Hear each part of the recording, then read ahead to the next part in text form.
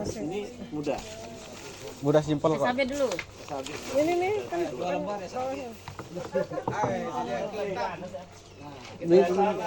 atas terus bawah. Kata itu ceritanya Panjang. Atas, atas. Balik lo kalau saya dulu. Isit lontar no pindah. Alhamdulillah. Isi lontar itu ditularkan. Tembangi. Kita ditebangi. kayak gambar ya. Ada lewat dia kan orang paham tentang Anu kita foto dia semadu. Bali ini kawan Abi. Ya, nanti kita Bali dia. Mana demo? Dem. Abi, saya asli bayang. Saya Bisa jadi. satu kegiatan langsung filosofi kan. Wah, itu berat. Tuh, ada apa nih? Pohon apa nih? Beringin nih. Ada kata-katanya merajut asa. Yang mana pakai meraih telak mimpi. nih? Benih ini wah mulai. Semuanya, mohon izin, saya bukan dari tenaga pendidik. Saya ini kata ayah pengacau gitu. Tapi di sini saya mencoba menggambarkan situasi dari apa yang kami coba susun dulu bersama KMA terkait dengan kurikulum Sekolah Adat Bayan. Semoga ini menjadi referensi. Kalaupun salah bisa kita lengkapi bersama ke depan. Ini saya ambil sampel salah satu mata pelajaran yaitu pertanian dan ketahanan pangan. Memang ini menarik karena kita harus memahami 5 tahun 10 tahun ke depan dunia akan mengalami transisi krisis pangan. Ini peluang. Kenapa korporasi beralih ke food estate? Ini kita lupa. Di sini ada 3 pilar yang coba kami sampaikan bahwa pertanian itu tidak terlepas dari kita sebagai manusia, karena pertanian adalah sebagai sumber penghidupan, tanah sebagai masyarakat adat adalah suatu kehidupan bagi mereka berpijak, baik secara budaya, politik dan kedaulatan mereka itu sendiri. Itu ada 3. Itu pertama hubungan dengan Tuhan. Bagaimana ini hubungan dengan Tuhan? Bahwa setiap masyarakat adat Bayan itu selalu berkaitan dengan ritual. Ritual itu apa? Itu proses mendoa. Nah, bagaimana mereka meminta izin sama Tuhan bahwa apa yang diberikan Tuhan, tanah alam ini untuk memanfaatkan kehidupan sebagai manusia. Yang kedua hubungan dengan manusia itu sendiri, bahwa manusia butuh makan. Itu. Yang ketiga hubungan dengan alam. Nah, alam inilah yang menjadi Butuh tolok ukur keseimbangan. bagaimana pengembangan teknologi orang tua kita dalam bertani. Lanjut. Penjelasan pertama adalah proses penentuan bibit itu sudah mulai sebelum masa penanaman. Jadi ada penyimpanannya itu sampai kepada tahap ketahanan pangan. Yaitu ada ritual-ritual juga di situ, termasuk proses pengolahan selama olor, menyemprak, dan ritual sebelum panen. Itu hubungan. Yang ke membangar. Nah, ini membangarnya penting. Misalnya begini. Masyarakat adat selalu dalam proses pembukaan lahan ataupun lahan untuk dijadikan hunian rumah, maka mereka melakukan proses pembangaran. Pembangaran ini dilakukan oleh tokoh adat yang mampu, yang sudah jelas jabatannya sebagai pembangar. Nah, hubungan dengan manusia, kenapa ada Padi Bulu? Sangat sakral bagi masyarakat adat Bayan. Karena menurut mereka adalah padi ini sumber rezeki, sumber kehidupan. Pertama itu sumber karbon kita sebagai tenaga kita. Gitu. Maka ada dongeng atau mitologi masyarakat adat tentang pertanian tradisional dan tentang padi bulu. Ada ceritanya. Termasuk ada hubungannya dengan erat dengan Bali Alim.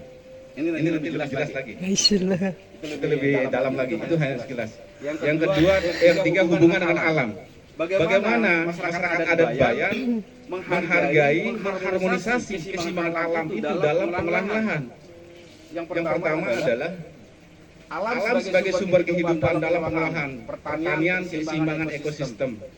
Tidak menggunakan bahan kimia sintetis dari leluhur kami. Mungkin setelah apa yang disampaikan kemarin, Green Hijau atau revolusi hijau yang digaungkan oleh Amerika pada akhir tahun 70-an, itu masyarakat adat Bayan tuh tidak menggunakan kimia, bahkan kata orang tua dibuang ke sungai karena mereka tidak paham dalam proses penggunaan. Ada rancangan pembangunan pemerintah Horba itu Repelita. Ada namanya Hibrida Pelita. Makanya orang sekarang nih, ini padi pelita atau padi apa ini? Selalu mereka identik dengan pelita. Itu padi hibrida yang mengganti padi hulu.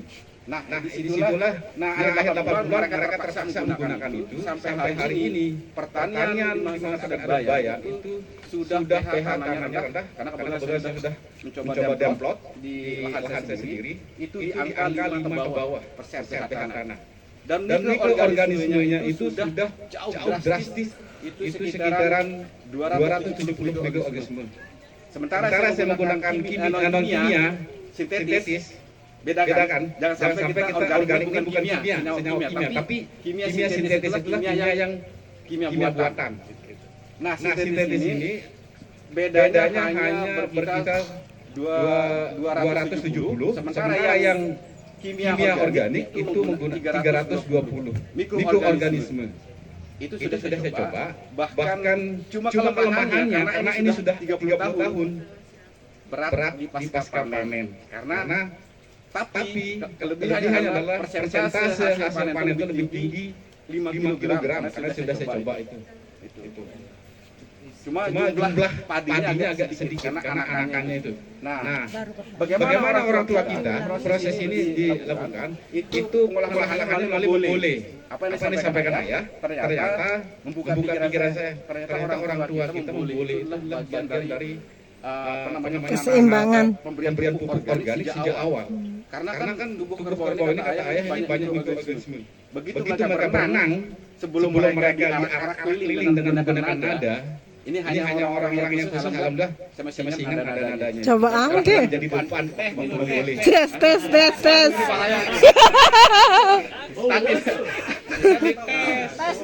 Jangan dikira kita keberatan. Iya. Enggak, saya Tes lu coba tes. Oh iya, bisa dites. Ayo. Kalau kita di depan kita menggunakan lagu-lagu misalnya ada lagu apa yang tren hari ini yang kita cuma nadanya yuai. Nah, setelah itu pertama baru disambut oleh pengikut yang di belakangnya. Dan itu proses itu ada ritual juga untuk pemberian makan kerbau. Kayak lagunya orang Korea. Selalu ada ritualnya. Nah, itu boleh. Kalau di lahan kering itu dia tidak menggunakan pestisida, tidak ada pembajakan kalau dulu. Tapi dia menggonggong. Jadi ilalang yang sudah ada di itu ditebas sebelum masa musim hujan, itu ditebas sebulan lalu dibakar. Lalu setelah ditanami. Tidak ada pengobatan pestisida apapun. Tapi mereka mampu menciptakan pestisida secara senyawa organik. Itu. Nah, pengolahan ladang ini langsung tanpa pupuk, hanya memakai pembakaran semak belukar yang sudah ada itu. Catatan. Nah, dalam sistem tanaman itu menggunakan sistem waliga. Di situ masuk ilmu perbintangan, ilmu astronomi kalau bahasa keren ya itu. Karena di situ kan dari arah bintang, ada dalam masyarakat adat bintang rot atau lenggara. Nah, setelah saya coba kulit lagi lebih dalam, ternyata pada saat bintang rot di atas kepala jam 12 itu, mereka sudah kalau jam 9 ini bisa kita untuk pembibitan. Maka mereka berharap ketika pembuahan itu rot di arah jam 1. Maksudnya galeng gitu. Berarti pada saat ini kenapa di atas kepala itu berisiko terhadap kelembaban udara yang bisa mampu perkembangbiakan orang sangit. Ini kenapa banyak kalau lewat musim orang kita jangan tanam ini berisiko terhadap Walang sangit. Benar, kemarin ada tetangga saya, dia telat tanam, dia ikuti proses tanam padi ketan. Sudah 200 sekian ribu itu pemberian pestisida, tapi walang sangit tidak mati. Justru yang anak-anak itu yang belum bersayap itu berbahaya sekali bagi walang sangit. Ini pengalaman pribadi saya. Nah, cara mengatasinya mereka menggunakan buah maja. Maja pahit.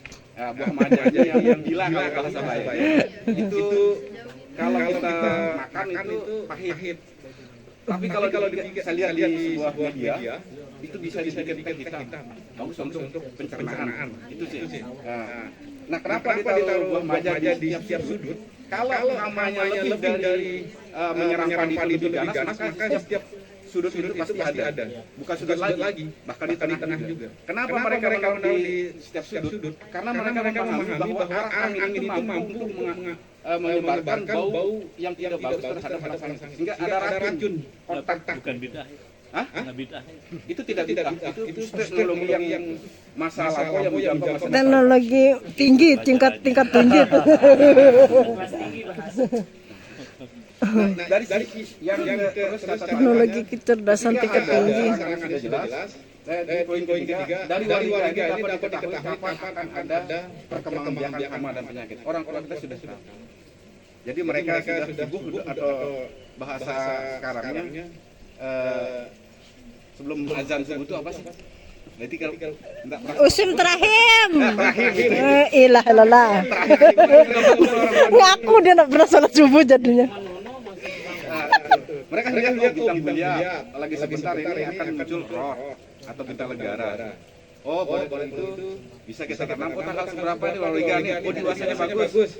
Tapi masyarakat adat paling wanti menanam pada hari Sabtu dan Selasa. Nah, ada mitologinya hari saya cerita.